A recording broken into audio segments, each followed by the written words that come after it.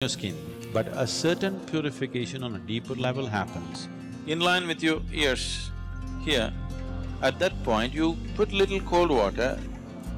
Once your cellular structure is charged with energy, it will remain youthful for a very, very long time.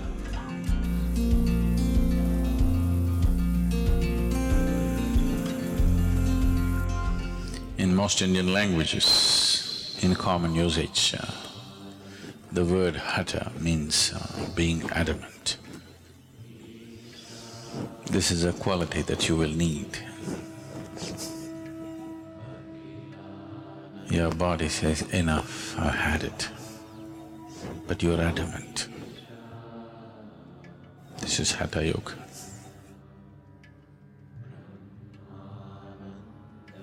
Your mind says, I give up, I can't do this anymore. But you are adamant, you simply do it. So Hatha Yoga is about creating a body which will not be a hurdle in one's life.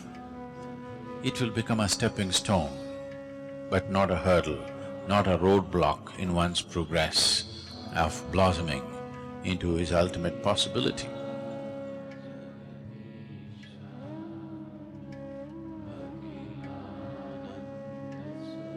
So simple tips. I am not known for giving tips. Bad reputation I have, but simple tips.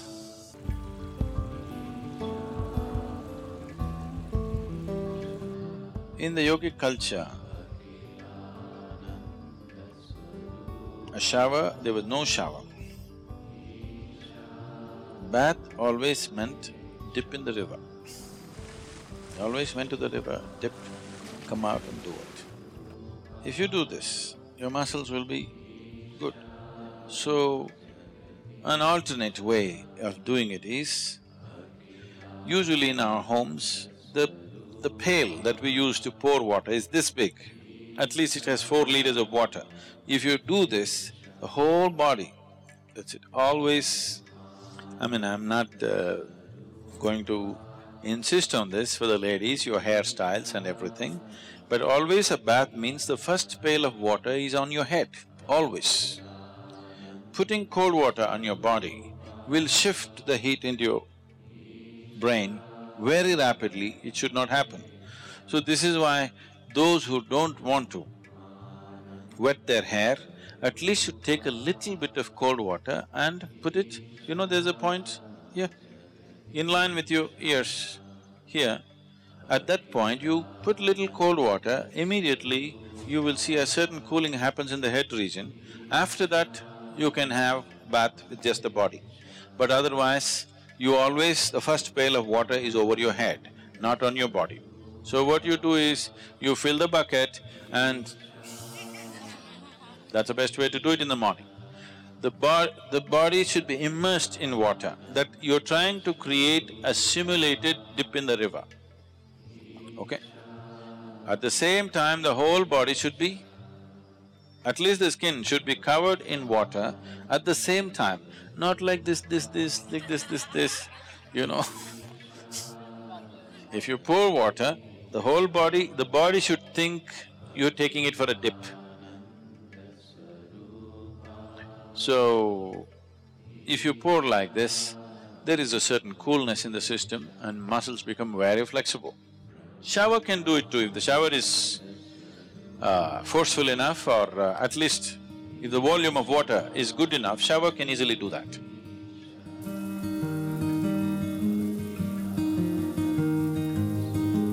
It's always best that we use water which is little cooler than the room temperature.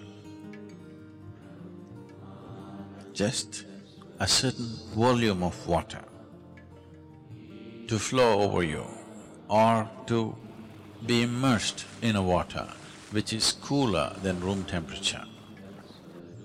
Because if this happens, one thing that happens on the surface is, the cells, the epithelial cells will contract.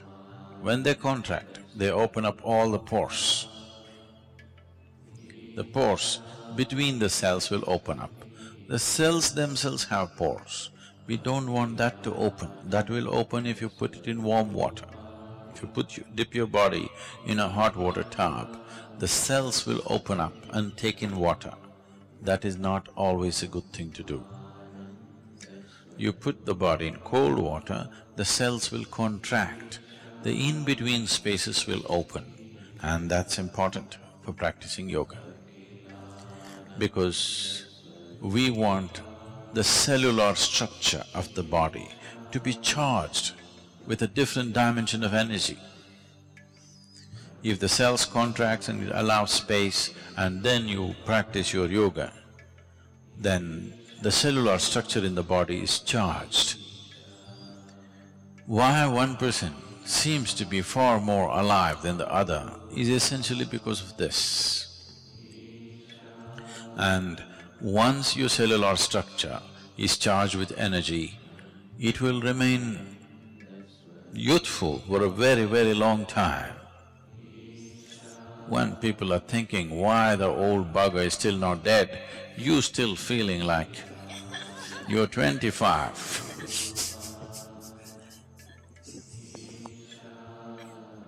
Hatha yoga is a way to frustrate the world also.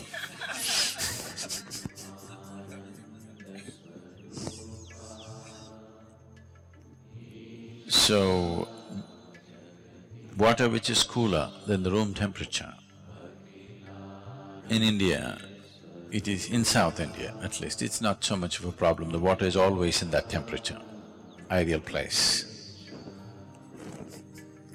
But if you're in a colder country, if you're in a temperate climate, the water may be too cold. That is not good.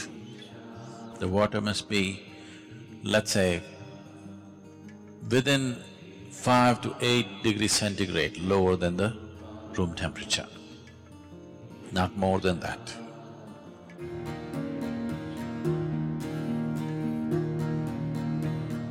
So if you have a tendency to catch cold initially, first couple of weeks, you put a spoon of eucalyptus oil in the water, cold water, and pour it over you.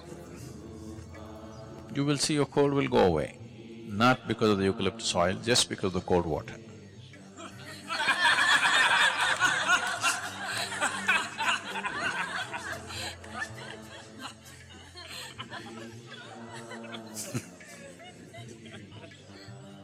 If you have an infection and something else where excess mucus is being generated, that needs to be treated differently. But as I said, the water should be just somewhere 5 to 8 degrees below room temperature, not an excessively cold water, no.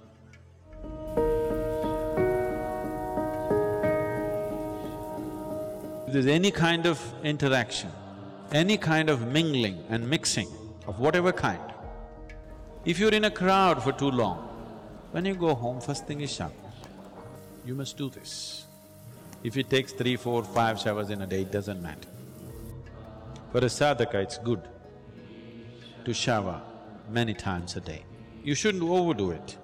But there were times when I used to shower minimum 5 to 7 times a day. Now it's come down to maybe 2 definitely, sometimes 3. 2 is a must for you. More is good. Any kind of physical contact happens with somebody, a period of more than, let's say, 6 minutes, if you're even holding somebody's hand, before you do yoga, it's best that you have a shower. This is not a cleansing thing. We are not trying to clean the body, that's not the point. It's not because somebody is impure, you're trying to clean your body. Yoga is a way of organizing your energies into an individual. So if any kind of transaction happened too much, if I come and sit in a program, I'm not even physically touching anybody, if I sit in a program for 2, 3 hours, first thing is shower. Because just the interaction creates a certain amount of…